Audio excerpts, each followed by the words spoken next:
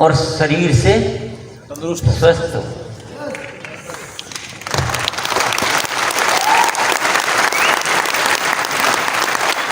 शायद आप लोग किसी रॉयल्टी टेक्निकल बनो, उससे 10 गुना इच्छा मेरी रहती है कि आप स्वस्थ हो, और उससे 10 गुना ज़्यादा इच्छा रहती है कि आप मोरल वैल्यूज से भरे हुए हो, नैतिकता आपके अंदर हो, सात्विकता हो, या जिसकी आध्यात्मिकता शब्द आपने जो यूज किया हो, वो सब कुछ होना चाहिए। ये मेरी हमेशा, और इन चीज़ों पे मैं हमेशा काम करता हुआ पाया जाऊंगा। भले ही मुझे लोग बहुत सारे टोक देते हैं कि ये सब बातों से कोई लेना देना नहीं है, तो दुनिया में तो पैसा कैसे कमाना है, कैसे लोगों को उल्लू बनाना है, वो बात बताओ आप। तो आप कितने भी कहो, लेकिन मैं मेरे प्रिंसिपल से मैं हिल नहीं सकता, क्योंकि मैं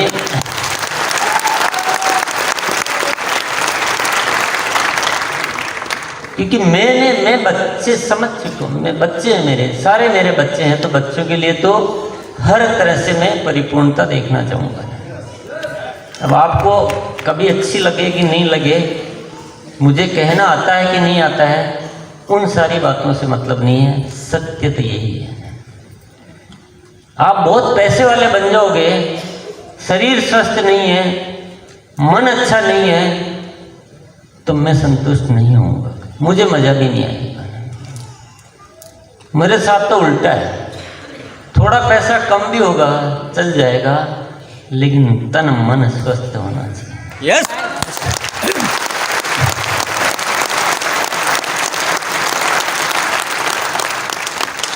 ये मेरे जीवन के सिद्धांत हैं, मेरी वही तमन्नाएं रहती हैं, क्योंकि रियल खुशी कहाँ है, थोड़ा बहुत मुझे उसका आभास है कहीं ना कहीं, क्योंकि केवल पैसा खुशी नहीं दे सकता है।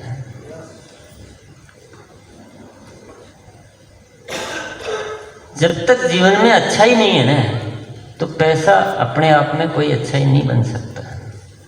हाँ, अच्छाई के साथ पैसा है, वह बहुत अच्छा है। और मैं आप लोगों को ऐसा बनाना चाहता हूं कि आपको पैसे के लिए एक पल भी सोचना नहीं पड़े।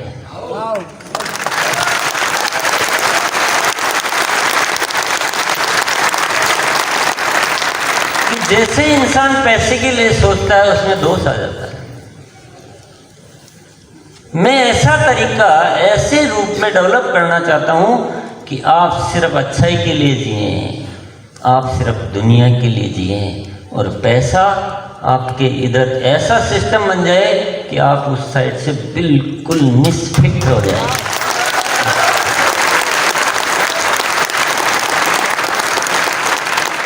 मतलब आपको जरा ख्याल भी नहीं करना पड़े कि क्या होगा, मेरी जरूरतें कैसे, वो इतना सिस्टम बन जाना चाहिए।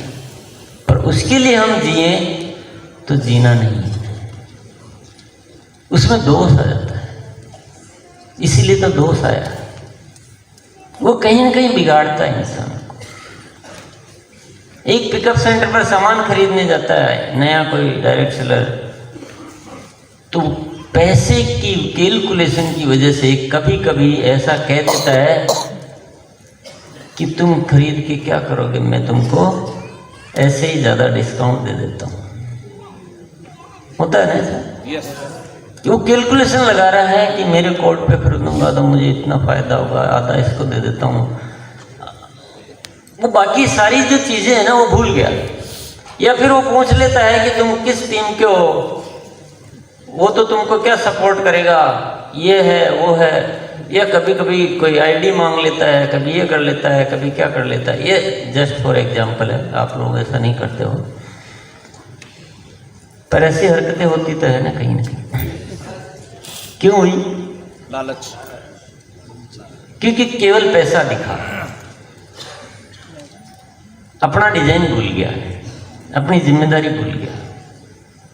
तो पैसा इंसान को बिगाड़ देता है, और पैसा जैसे इंसान को बिगाड़ता है, वो हर रूप में असफल हो जाता है, पैसा भी नहीं आता उसके। और जो अच्छाई, जो किसी को भी देख के खुश होता है, उसको हेल्प करता है, वो इस आरसीएम में क्या होता है, बहुत विश्वास हासिल कर लेता है दुनिया का, लोगों का, अपनी टीम का। और जो विश्वास हासिल करता है वही आगे बढ़ पाता है। ये आरसीएम का डिजाइन। यहाँ पे चालबाज लोग ज़्यादा आगे नहीं बढ़ पाते। वो ऐसा समझते हैं, कोशिश करते हैं, पर वो फेल हो जाते हैं। पर लेकिन जो अच्छे लोग होते हैं, जो हेल्पिंग नेचर के लोग होते हैं, वो बहुत विश्वास हासिल कर लेते हैं अपनी टीम का, दूसरी टीमों का, तो वो बहुत आगे बढ़ जाते हैं। बोलो जय आरसीएम। थोड़ा अच्छा सा बोलो ना, जय आरसीएम। अच्छा नहीं लग रहा है? आज तो मैं बोर ही करूंगा, चिंता नहीं।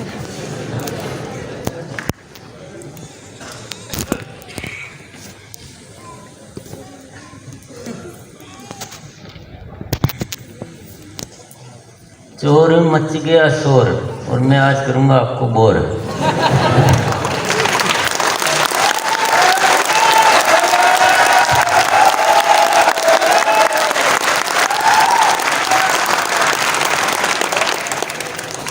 तो सीधा सीधा फंडा है, अपनी टीम को बच्चों जैसा प्यार करो, सर्वस्व विकास के लिए सोचो।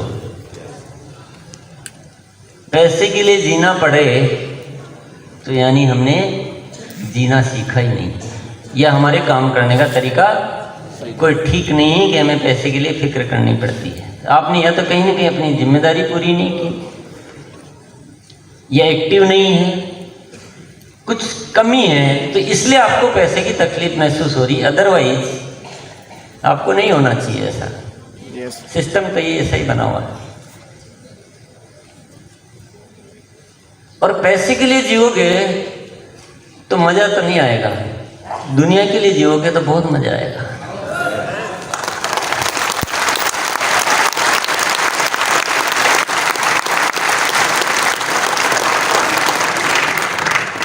लोगों के लिए जो काम करता है ना, वहां जो आनंद है, उस आनंद को महसूस जिसने किया ना उसी को पता है। उसके सामने दुनिया की सारी दौलत फीकी हो जाती है। तो टीम को बच्चों के रूप में लेना है, पूरे आरसीएम को परिवार मानना है, अपनी फैमिली के रूप में लेना है, और पूरे देश को अपना घर समझना। अपनी माँ के रूप में लेना है।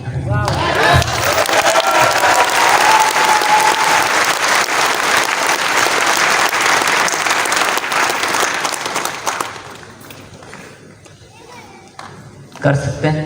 यस। या फालतू की बात है? नो।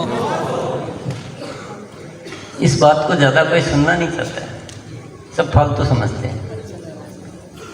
ये फालतू नहीं है, ये मोस्ट इंपॉर्टेंट थिंग है, जिंदगी की सबसे ज्यादा जरूरी बात है। और आप इस धरती पर जो आए हो ना, आप ये एटीट्यूड करके देखो, आपको आइडिया आएगा, आपको पता चलेगा कि वाह, मुझे तो अब तक पता ही नहीं था कि मैं इस धरती पर आया हूं, मेरे अंदर इतनी शक्तियां, इतना पावर है, इतना मजा भी है लाइफ में। तब पता चलेगा,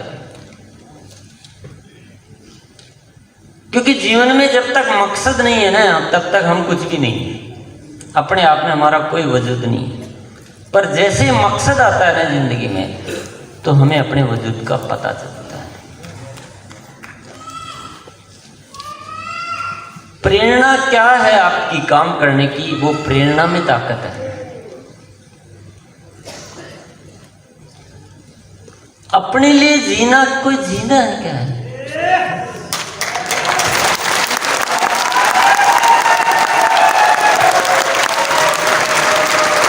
अगर अपने लिए ही जीना होता तो भगवान ने हमें कीड़े मकोड़े बनाया होता।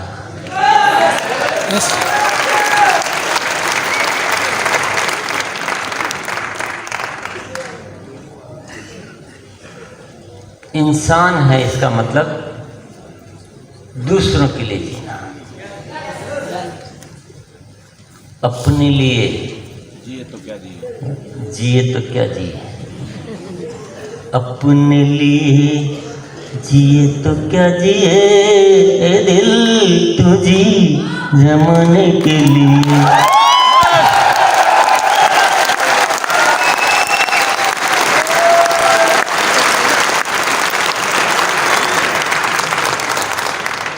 अपने लिए क्या जीना है?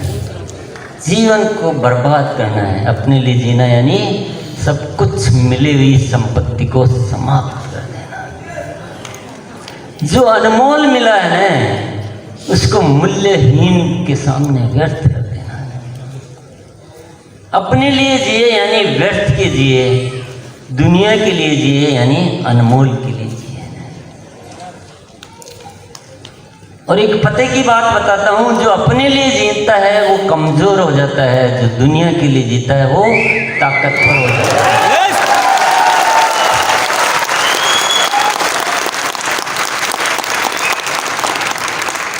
महात्मा गांधी भी सामान्य इंसान थे। वो भी पढ़ लिख कर बैरिस्टर बनते, वकील बन जाते, और ऐसे ही दुनिया में बहुत सारे जैसे हजारों लाखों वकील होते हैं, वो भी एक वकील बनकर जीते चले जाते हैं। हम में से कोई नहीं जानता उनको। पर उनके जीवन में जब एक मकसद आ गया कि मुझे इस देश के लिए जीना है, तो उसके अंदर शक्तियां आ गई, ताकतवर बन गए। पता नहीं कहां से ताकत आ गई, और उनको आज पूरी दुनिया जानती है, जानती रहेगी। तो कहां से आई बताइए? कहां से? कहीं बाजार से खरीद के लाए क्या? नो। किसने वरदान में दी क्या? नो। कहां से आई? मकसद से आई। मकसद कि देश के लिए जीना है मुझे, अपने लिए कुछ भी नहीं चाहिए। एक कपड़ा, एक लंगोटी और एक लाठी, पूरा जीवन देश के कुर्बान कर दिया, तो महान बन गए, ताकतवर बन गए, शक्तियां आ गई। मकसद छोटा होता है, इंसान छोटा। मकसद बड़ा, इंसान बड़ा। और एक चीज और बता दूं आपको, जो अपने लिए जीता है वो 2 कौड़ी का इंसान होता है, और जो दुनिया के लिए जीता है वह महान इंसान है।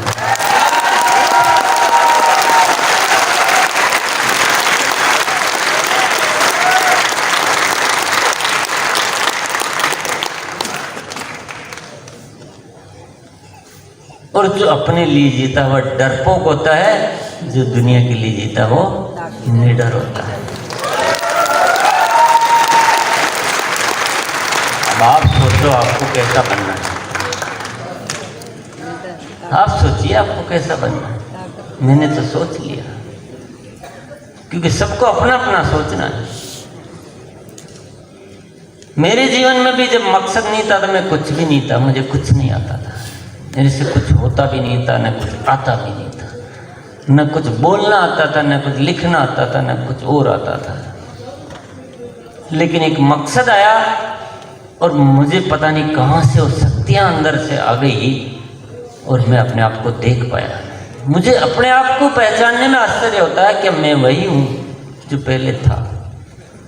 लोगों को तो होता ही, पर मुझे खुद को भी होता है। पर मुझे बात समझ में आई कि ताकत मेरे में नहीं है, ताकत मेरे मकसद में है। यस।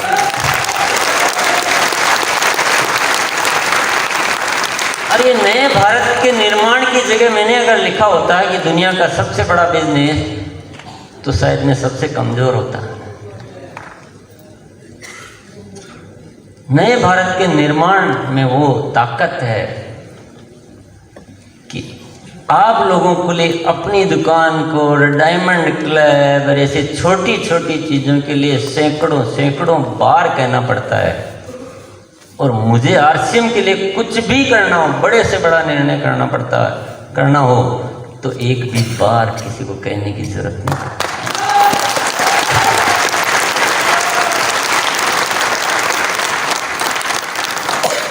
न मैं किसी मीटिंग में जाता हूँ, न किसी सेमिनार में जाता हूँ, न मुझे किसी को याद दिलाने की ज़रूरत होती है। मुझे मेरे कर्तव्य अच्छी तरह से पता होते हैं, क्योंकि मुझे नए भारत का निर्माण करना है।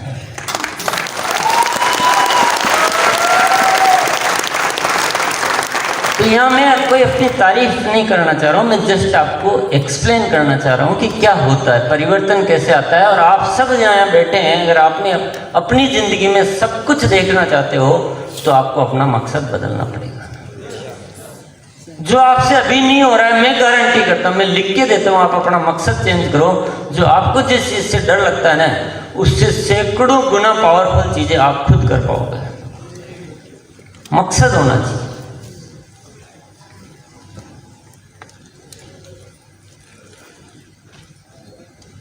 और कौन कहता है कि दुनिया को नहीं बदला जा सकता है? आप एक बार सोच के तो देखिए। और आज इस देश की सबसे बड़ी जरूरत है, बदलाव लाना बहुत जरूरी है, नहीं तो सब कुछ बर्बाद हो जाएगा। आप खुद ही सोच लीजिए क्या अच्छा हो रहा है, हर साल से हर साल में क्या ठीक हो रहा है। जिन चीजों को हम ठीक समझ रहे हैं वो तो सब विनाशकारी है। जब तक इस जगत में प्रेम नहीं आएगा तब तक कुछ भी ठीक नहीं हो सकता। जब इंसान ही इंसान को खाने वाला है तो ये विकास नामक चीजें नहीं तो सब कुछ बर्बाद करने वाली। सबसे पहले मन का विकास बहुत जरूरी है। आप खुद ही सोच लीजिए, मैंने जो भी कहा है आपको क्या गलत बोला बताओ? कुछ गलत है क्या? नहीं। तो हिम्मत तो करो थोड़ा। डर किस बात का? अरे कोई अच्छाई के लिए जीता है और अच्छाई पूरी नहीं भी हो पाती है तो भी उसके जीवन में अफसोस नहीं रहता है। लेकिन जो अच्छाई के लिए जीता ही नहीं है वो तो अफसोस भरा ही रहता है। डर किस बात का? आरसीएम का प्रोजेक्ट पूरा का पूरा बना हुआ है। पूरा प्रोजेक्ट आपके सामने खड़ा है। हो सकता है हम बाहर की दुनिया में आकर वो सारी चीज़ें नहीं देख सकते हैं कि वहाँ मजबूरियाँ, वहाँ कोई तरीका नज़र नहीं आता है, पर हम आरसीएम के माध्यम से एक तरीका हमारे सामने है जो स्पष्ट दिखाई देता है। बिल्कुल अगर थोड़ा विजनरी आप होके देखोगे तो यहाँ से दिखाई देता है कि हम आरसीएम को ठीक से अपनी एक्टिविटीज़ करें।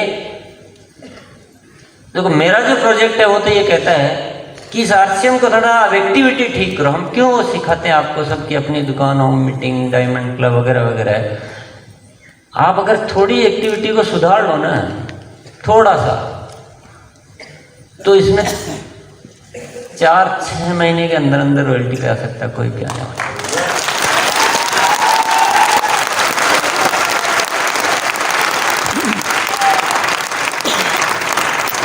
कहीं कुछ गड़बड़ करना नहीं, कोई देश का कोई नुकसान नहीं करना, किसी पब्लिक को परेशान नहीं करना, कोई टैक्स की चोरी नहीं, कुछ नहीं करना। सब कुछ केवल प्रोडक्ट यूज करने का रास्ता बदलना है, प्रोडक्ट को समझना है, प्रोडक्ट से, आरसीएम से, प्रोडक्ट से लोगों से प्रेम करना है, प्रोडक्ट को बताने की कला, वो मकसद आएगा तो सब कुछ आ जाएगा। कि पर्पज पे फर्क पड़ता है ना। पर्पज है कि 1000 रुपये का बेच दूँ तो कला नहीं आती। पर्पज होता है कि ये करके मैं इस देश का निर्माण करना है तो सब कुछ आ जाता है। तो आप एक्टिविटीज ये ठीक से करो, लोगों को एक्टिव करते रहो, जो भी आते हैं उनको प्रोडक्ट का समझा दो, तो ये अपने आप ही 4-6 महीने में रॉयल्टी आती है। क्योंकि नेटवर्क में ताकत होती है, वो नेट एक से आगे चलता है। और साल भर भी मान लो कि साल भर भी में जिस दिन हमें एश्योरेंस ले आएंगे कि आरसीएम में जो भी आता है 1 साल में रॉयल्टी पर आ जाता है, उस दिन पूरी दुनिया आपके साथ आएगी।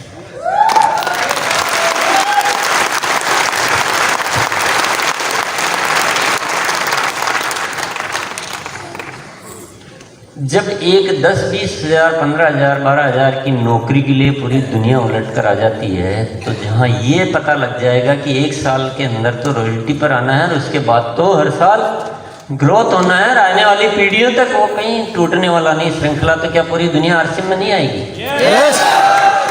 तो उसके लिए हमें वो चीज़ पहले स्टैंड करनी पड़ेगी।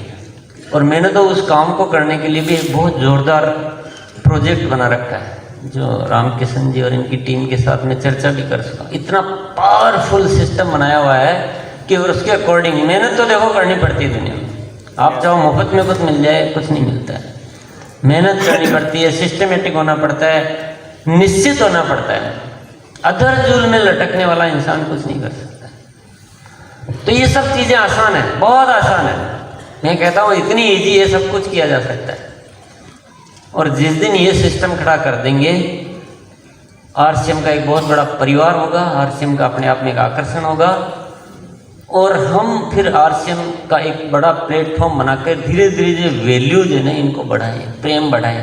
अभी भी कुछ तो नजर आ रहा है ना आपको। ये बाहर की दुनिया से तो हम ज़्यादा अच्छे से जीते हैं, इसको और प्योर बनाएं हम। बन जाएगा वो धीरे धीरे, कोशिश करेंगे सब लोग मिलजुल के, तो धीरे धीरे पूरे हिंदुस्तान में एक अलग परंपरा पैदा हो जाएगी कि एक यहाँ पे सब लोग एक दूसरे से प्रेम करते हैं, कोई लड़ने वड़ने झगड़ने की बात नहीं करते। तो हो तो सब कुछ सकता है। तो आरसीएम का प्रोजेक्ट तो रेडी है, अभी आप देख लो कि क्या करना है।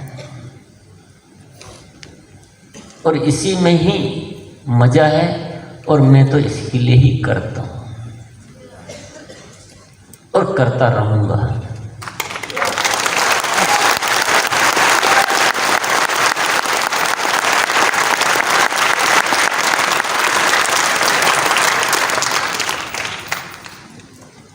देखो, व्यापार तो कोई इंसान कैसे भी कर सकता है ना।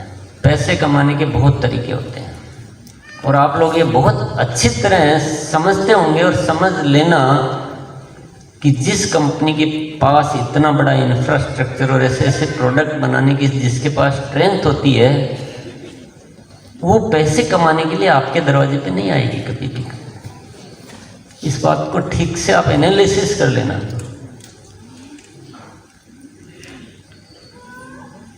हम भी दुनिया की तरह बहुत सारे तरीकों से व्यापार धंधे कर सकते हैं, लेकिन हमारी जरूरत वो नहीं है, हमारा मकसद वो नहीं है। हमें जो भी करना है इस देशवासियों के माध्यम से करना है, तभी इस देश में बदलाव आ सकता है। हम तो व्यापार कर सकते हैं, लेकिन देश में बदलाव नहीं।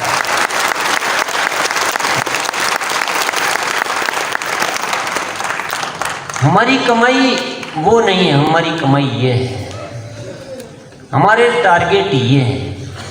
हमारा टारगेट टर्नओवर नहीं है, हमारा टारगेट इनकम नहीं है, हमारा टारगेट है इस देश की जनता को परमात्मा की बनाई हुई डिजाइन में ओरिजिनल स्वरूप में कैसे लाना।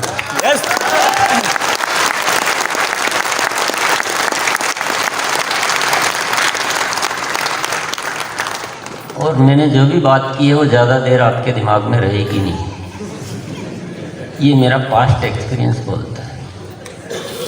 लोग जब बैठे होते हैं तो उनको बड़ा अच्छा लगता है। आपको भी बहुत अच्छा लग रहा होगा। अच्छा लग रहा है कि अच्छा नहीं लग रहा है? फालतू किस किस को लग रहा है? कोई मतलब की बातें नहीं।